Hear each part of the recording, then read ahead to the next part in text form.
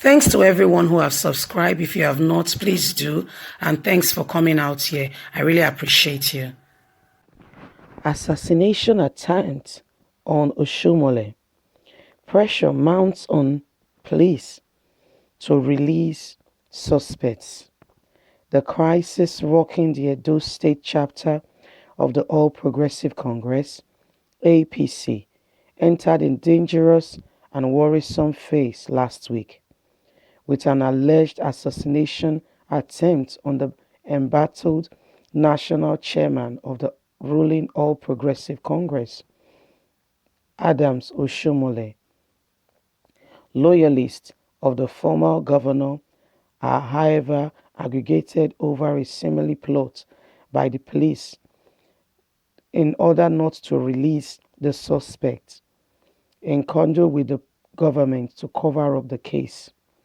The three suspect political thugs were reportedly caught with pump-action weapons on the Benin airport, where several hoodlums, allegedly sponsored by the state government, had laid siege in anticipation of the arrival of the immediate past governor of the state, who was expected to grace the burial ceremony in Benin of the mother of Johnson, a former member of the House of Representatives.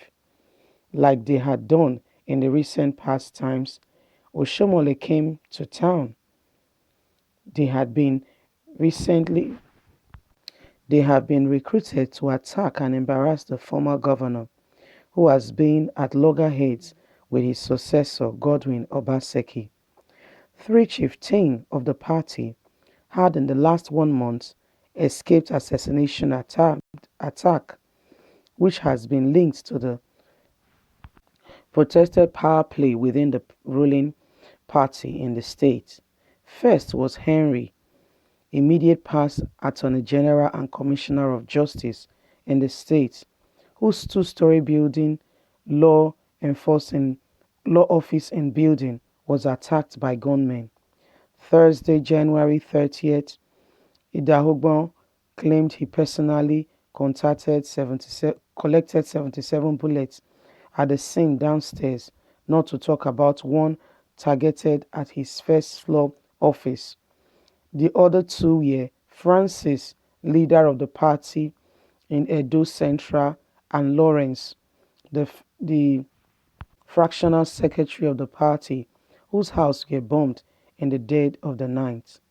Former Edo State chairman of the deflated Action Congress of Nigeria and well-listed Speaker of the House of Assembly, Thomas, volunteered the information of the plot to eliminate Oshiomhole, while feeding questions on Sunday edition of Politics Today on Channels Television. Okosho was reacting to the governor's hesitant that his former boss must seek his permission before coming to the state. Okosho described the instruction as an aberration and unconstitutional. A co-panelist and member of Oshiomhole's organized labor constituency, Peter Esilo, also stood with the governor on the issue, but disagreeing with the governor, Esilo Okosho stated that we have other former governors of Edo State. Do they write to Obaseki each time they want to come to Edo State? Does Lucky Benedion write to him every time he wants to visit Edo State? Does Chief John write to him every time he wants to come home to his place in Edo State? Does Professor Oshiomhole write to him each time he wants to come to Edo State? It's shameful when people are not able to distinguish between when a man is visiting his own house and when he's visiting Edo State, an official assignment. Now, comrades did not come to Edo State to have anything to do with government. He came home to his own private business to attend a burial ceremony holding. The governor complied in the attack on Oshiomhole. Okoshun lamented that before this time, the governor has been threatening that each time the comrade comes to Edo State, he has given order that he should be dealt with. And when you see, yes, you saw yesterday what you saw yesterday was an attempt to actually implement their instruction by the governor to deal with Adams Oshiomhole, his predecessor in office, the man who lifted him up and put him where he is today. His idea now is that he should kill him. The former lawmaker and lawyer insists that yes, I have heard Obaseki say they should deal with him. I have. It's on video. By yesterday, amongst the boys who came to the airport to try to attack Oshiomhole, 3 of them were arrested with pump action. The police will tell you that they were arrested with pump action. What were they coming to do there? If you have the governor giving instruction, the chief security officer of a state, a man who is supposed to provide security for everybody in Edo State, is the one now threatening that they should deal with his predecessor in office. And people once went to the airport yesterday to attempt to attack Comrade Adams Oshiomhole. Several phone calls to the State Commissioner of Police, Lawa Jamita, and the police public relation officer, Chidi, on Monday were not answered. A reliable source within the police organization, however, confirmed the arrest, stating it is true. It happened that day. The boys were arrested with these sophisticated guns. He hinted that the police commissioner has been under intense pressure by the state government to sweep the case under the carpet. The deputy governor in particular, have been making facetious efforts to get the suspects off the hook, to get them released, because according to him, they are his boys. Everybody knows that the government deployed these hoodlums to the airport, but the government, in a reaction, distanced itself from the ugly incident on Saturday. Curiously, Obaseki did not condemn the act but tried to dissociate himself from it. In a statement, Special Advisor to the Governor on Media and Communication Strategy, Osage, said, "It has come to our notice that Comrade Adams Oshiomhole arrived Benin City today and was booed by the crowd. We are not directly or remotely involved in the act. We condemn such that the Edo State government is in no way involved in such an action." According to governor's spokesman, the series of anti-Oshiomhole protests across the country in the last couple of days, including those who Jerry and both comrades Adams Oshiomhole in Benin City on Saturday, has nothing to do with the government in Edo State.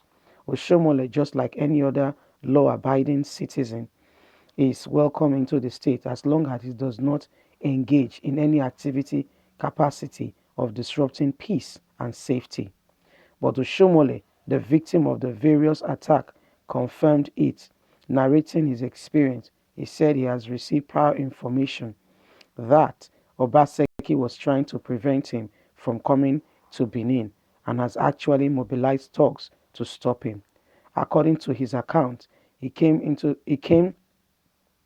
the commissioner of police and told him about it and asked him to do something, but was, however, surprised when on his way to the airport, the police commissioner called him to say he does not want him to come because the governor does not want me to come.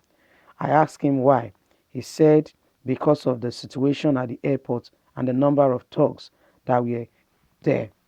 I said, but you know the thugs? He said, yes. I said, you know that they were sent by the governor? He said, yes.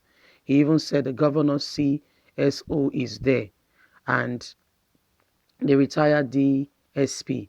I said, you know these thugs and the man who sent them. You also know their leader. If you cannot do anything to stop the governor because he has immunity fan, but the thugs does not have immunity. Why don't you arrest them? Why will you ask me instead not to come and to attend a private burial function because the governor does not want me to come to Benin? I told him I'm coming. That it is from his past for him to provide necessary security. Further narrating his ordeal, the former governor said, I landed in Benin with the aid of the security personnel at the airport. I was able to get out of the plane to the lounge and proceed to the car, and the thugs were stunning my convoy. Well, I got home safe. You have seen the photographs of my vehicle. They even had to move the ammo tank of the airport. I went to the function I came for and came back home. Hello everyone. This is the issue between Oshiomhole and Obaseki is really deepening up, and according to Oshiomhole, there has been an assassination attack on his life. I would like to hear your take on this matter. Don't forget to like, share, subscribe, click on the notification button so you can get all our latest news. Thanks for listening. God bless. Have a good day. Bye.